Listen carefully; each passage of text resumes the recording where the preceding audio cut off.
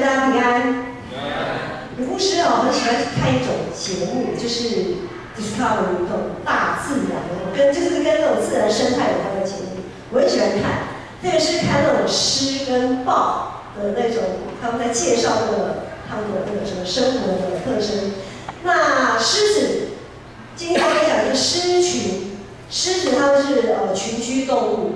那狮子呢，它们一个狮群里面就有一只公狮。然后其他都是母狮跟小狮这样子。那这个狮群的稳定呢，小狮子可以很平安顺利的长大，就取决于这个公狮的地位。因为小狮子也有公的母，对不对？好，那公的小狮子长大怎么办？出去离开，它就要离开狮群。所以在外面，那你看一个狮群里面只能有一只公狮哦，就是长大的公狮啊，哈，长大的公狮。那可想而知，很多小公狮长大以后，他们就怎么样？就要离开这个狮群，在外面流浪漂流。所以很多漂流的公狮在狮群之外。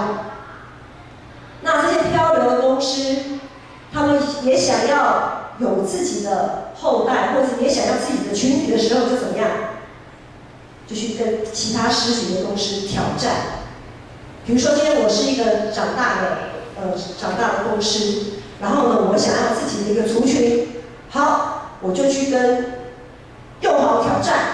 好，幼豪如果他本身有一个狮群，好，找他挑战。我如果挑战赢了，那不好意思，幼豪就要离开这个狮群，负伤而逃。那剩下的母狮就是我的，小狮呢，我就会一只一只把它们杀死。我这边有18岁以下的，这个话题有点要晋升一下。为什么新进的公狮要这样子做？他为了要保有他自己的下一代。有没有人看过狮子王？有。虽然是我们那个年代的卡通啦，那个动画，但是你们应该多少都有看到。对，他就是为了保有自己的后代。所以他要把所有之前的那个狮王的后代通通斩草除根，这是非常残忍的一个现实，但是事实就是这样子，事实都是很残忍的。我们就好像是一个狮群，在教会里面。那感谢主，我们的首领就是我们的上帝呢，是可以依靠的，而且我们上主的全能绝对不会被挑战。会被挑战的是我们的对他的信心，跟我们在他面前的立志。只要我们立志跟随他，他就不会撇下我们，他也会带领我们走过任何的苦难。像我们之前讲到，最近在读彼得前后书，我们知道初代教会那些信徒遭受了很多的逼迫，遭受了很多来自社会的压力，每一个人都看他们奇怪。所以彼得就劝勉他们，不用去跟别人争论，你不用去跟他争论，没有用的。只要尽自己的本分，做到让人无话可说，无可挑剔，要尽力过分别为圣的生活，要竭尽自己的心力，好杜绝他人的污蔑跟毁谤。但是这种尽力，一直尽力的这种生活，人毕竟不是机器的。你在这种高速。像我们有的手机啊，如果在播放那个什么影片的时候，需要网络速度要快一点。我跟我讲速度，跟我讲，就这个速度在运转很快的时候，看久了，运转久了手机会怎么样？发烫过热。有的会发，那你就要怎样？你要让它休息啊。你不能再一直下去，可能会不会烧掉爆炸？不知道，可能要看你这手机的品质如何啦。就是即便是机器。也需要休息，或者是他需要保养的时候，那我们就可以想见，当初初代教会那些信徒，他们在每天，他们只要一起床，眼睛一睁开，就开始那种整个压力就开始来的时候，每一个人在面对这种很高压的状态，有些人就会想求得一死，就好像我们现在也是有的人他受不了生活的压力，他可能会烧炭自杀啊。或者是跳楼，用各种方式结束他自己的生命，因为只有死亡才能让我们完全习得世上的劳苦，只能让我们完全的放下重担，进入安息。们知道，生命的主权不在我的手上，赏赐的是耶和华，收取的也是耶和华。生有时，死有时。既然不能自行了断，那怎么办？等什么？基督的再临。我们之前过复活节，复活节就是耶稣基督死了而复活之后，他40天升天。升天之后呢，等他下一次再临的时候，就是末日审判的时候。所以在这个过程当中，在这么久远的过程当中，其实对初代教会信徒来讲，他们觉得耶稣基督应该快来了，因为他们面对这么不堪的生活压力，他们觉得那就是世界末日。他们的生活感觉就是生活在世界末日一样，他们觉得基督要再来，基督要再来，所以他们非常的期盼基督再来。在帖撒罗尼迦前书5章16节，他说：“基督再来的时候，召集令一发，天使长的呼声一叫，神的号角一吹，主必亲自从天降临。那在基督里死了的人必先复活。然而还活着的人呢？还活着存留的人，必和他们一同被提到云里，在空中与主相会。”哇，这是多么棒的应许啊！就好像如果基督他现在就来。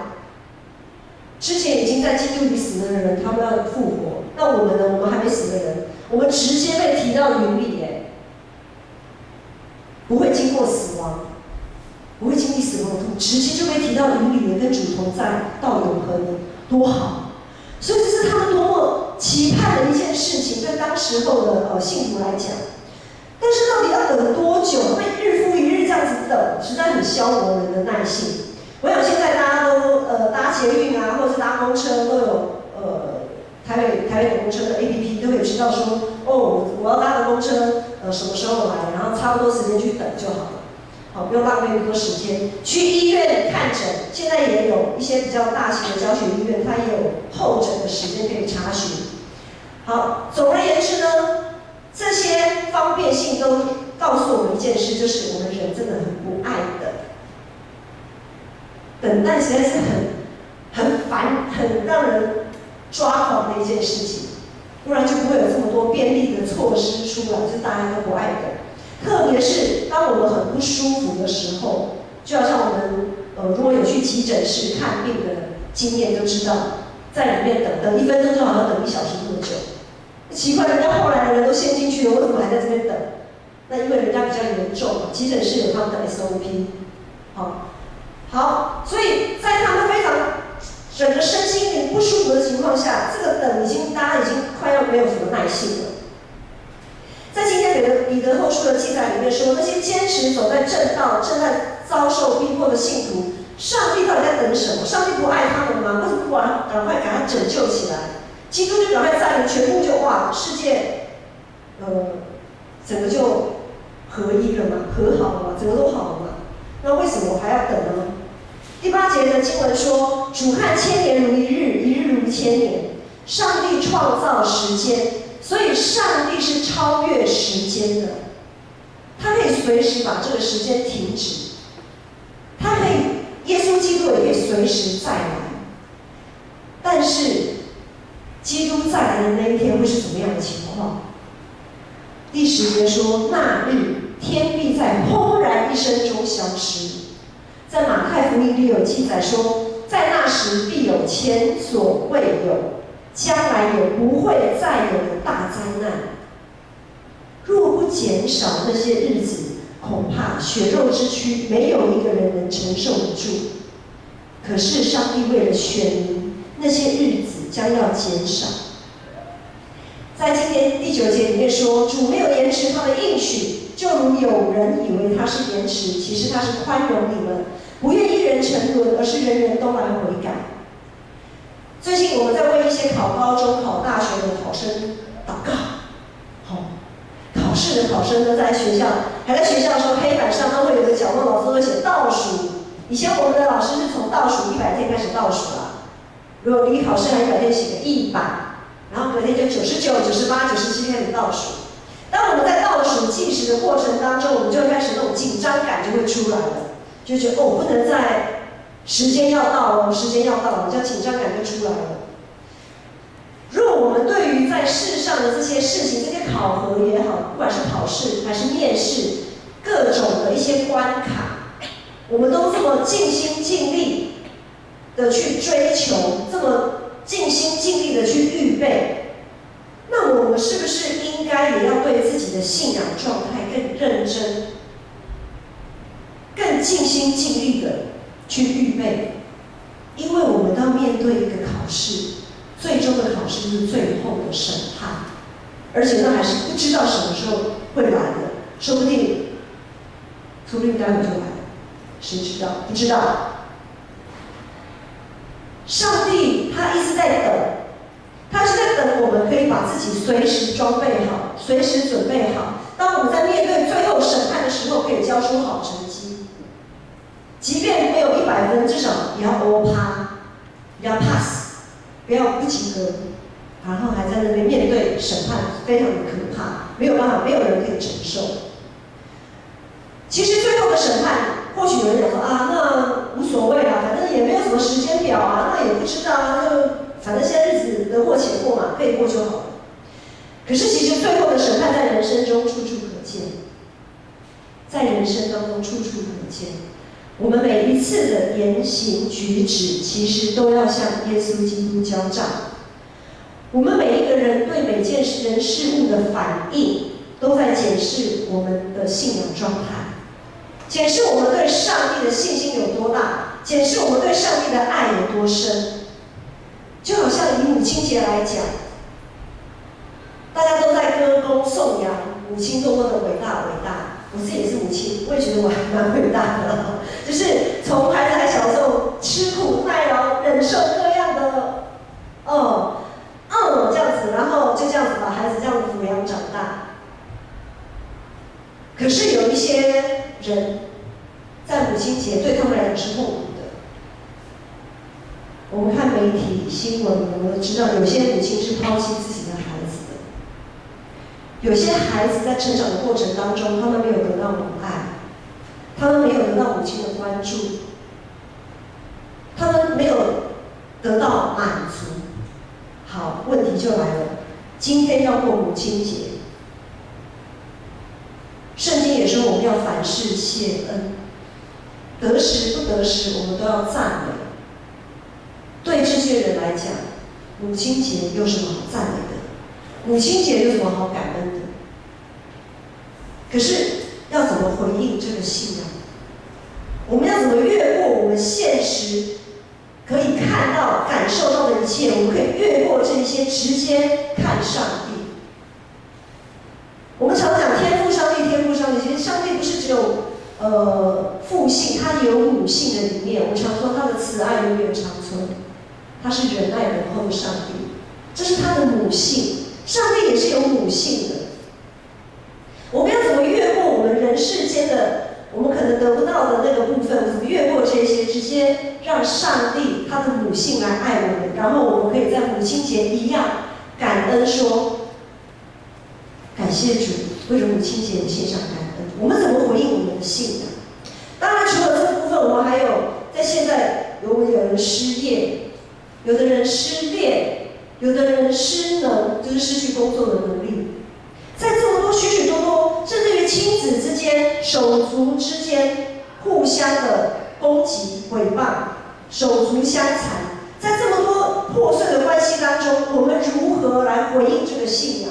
我们如何在这样子的一个破碎当中，我们坚定对主的信心？健康的人不用医生，有病的人才需要医生。我们会来到教会，都是承认我们都是不健康的，在某一个部分，我们都是需要被医治的。教会里需要照顾的生命何其多，每一个生命的背后都有不同的故事，都有不同的困难，各有各的难题。可是我们被上帝放在同一间教会，我们被上帝放在同一个狮群里面。我们今天是不是愿意像那个狮群里面的母狮？我们都学习成为一个的那个角色，彼此分担照顾那些小狮子的需要。有的时候可能我们比较强壮的时候，我们可以是母狮的角色，可是有的时候当我们软弱的时候，就好像软弱到像小狮子一样，需要人家的照顾、安慰、陪伴。我们有的时候是母狮，有的时候又是小狮。我们是不是可以竭尽心力的立志，做好一个属灵母亲的角色，愿意分担、看顾、照顾、教育教会里每一个弱小生命的需要？不一定是只有小孩子的生命是弱小的，有些老人家的生命也很弱小，因为他们也可能有他们很痛苦、难受、不如意的时候。那像今天第一堂有小孩子的那个儿童主日学的赞美嘛，这些孩子的赞美，我相信也安慰、温暖了很多台下一些已经白发的母亲的心。所以我们是互相的，我们不是单顾自己的事情，我们要顾到别人的事。前阵子刘淑珍老师就是之前儿童主日学的老师，也是校长很久，就是之前了哈。他髋关节开刀，然后我去医院探访。探访的时候我就很好奇，我说大家都说你是永远的老师，永远的校长啊，就很好奇说他在儿童主日学服侍了多久？他就想一想，算了一下，大概有40年哦，40年，40年很久他愿意在培育属灵生命的这样子的一个事工当中委身40年，没有委屈吗？一定会有委屈。不会累吗？一定也会有累的时候。会被人说长道短吗？可能也会被人说长道短，因为每个人的特质都不同。但是他坚持这样走下来，因为只要在信仰上认真的人，对服事认真的人，必会背起自己的十字架，就像耶稣基督一样。十字架不好背，不好扛，而且还被鞭打、被唾弃、被辱骂。十字架不好背，但是刘老师他可以这样子背了40年，而且其实他如果他身体允许，我相信他还会愿意继续背下去。上帝既然拣选了我们，就必会赋予我们每一个人都有建造教会的使命，而且在不同的领域里面，我们有的时候是付出的一方，有的时候是领受的一方。就好像我们第2堂敬拜团的付出，然后我们的会众的就是领受。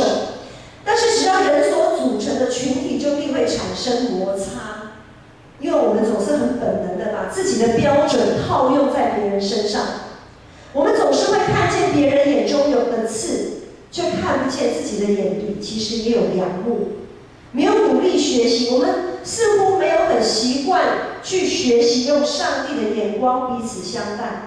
所以往往一句话、一个举动，可能你说者无心，但是人听者有意，就是在互相的彼此在互动当中，就是很容易让我们觉得很想要退缩。上帝把我们聚在一起，就是要我们在群体里面学习谦卑，彼此洗脚，虚心的把自己的梁木给挪去。不论施与受，我们总是要竭力使自己的职分与使命不被玷污，无可指责，并且在主前和睦，彼此相爱。我想每个人都有不同的生命故事，每个人的担子也不一样，所以我们要彼此分担，互相体谅。因为当我们看一个人如何的时候，其实他背后有他的因素在，不要太快下论断。我们不要以为上帝的宽容好像在等别人，不要想说上帝你怎么还不来啊？耶稣基督你怎么还不来？一定是某某人哦，你一定是在等某某人啊。其实往往上帝是在等我们自己，等我们。上帝的宽容其实是让我们每一个人，因为我们每一个都是基督的肢体，基督是教会的头，我们都是他的身体。上帝在等我们整体一体，把骄傲去掉，把眼中的梁木去掉，把仇恨去掉，把埋怨去掉，把自卑感去掉，把生命中所有的苦毒都去掉。这样讲一句话1分钟把我讲完的很简单，但是要把这些东西去掉真的很难很难。箴言书里面讲说，铁磨铁磨出刃来。上帝宽容我们，是为了让我们可以在面对审判的时候站立得住。他不愿一人沉沦，而是愿意人人都来悔改得救。在母亲节的今天，我们要感谢主耶稣基督延迟了他的应许。我们因着一日忍耐等候，若我们因为一日的忍耐等候，可以换取1000年的稳妥安息，那这是多么棒的祝福！这是多么棒的祝福！就好像上帝的心，就好像母亲的心，他好像母亲对孩子的忍耐、宽容与等待。我们要紧紧抓住这个机会，我们要紧紧抓住这个机会，不要再拖延了。我们要立志成为彼此的信仰母亲，我们要立志成为母亲的角色，因为上帝不只是严父，他也是慈母。不论你是初代信徒还是好几代的信徒，不论你是男是女，不论你的年纪有多少、有多大，我们都要立志成为彼此信仰的母亲。不要再等，我们要向着标杆直跑，因为上帝是我们唯一的典范。如果你说我因为没有一个好妈妈，没有一个好典范，所以我实在不晓得怎么样做一个妈妈。上帝是我们的典范。我们都需要耶稣基督成为我们的帮助，靠我们自己早就弃械投降。因为这世界如同咆哮的狮子，在外面走来走去，要寻找可吞吃的人，要寻找可吞吃的人。我们一定要打团体战，我们要打团体战，我们不能孤军奋战，不能落单。在狮群里面落单是很危险的一件事情。我们要在主耶稣基督里找回起初的爱，找回那一份没有被扭曲的爱。或许我们的爱都因着世上的事情被扭曲了，我们不晓得用怎么样的爱去爱别人，我们好像也失去了那爱的能力，我们不敢去爱，因为爱又怕受伤害。我们要在主耶稣基督里找回那起初的爱，找回那爱的能力。我们要彼此扶持，成为彼此的母亲。让我们坦然来到施恩的宝座前，向我们的上帝来祈求。我们一起站立来唱这首诗歌。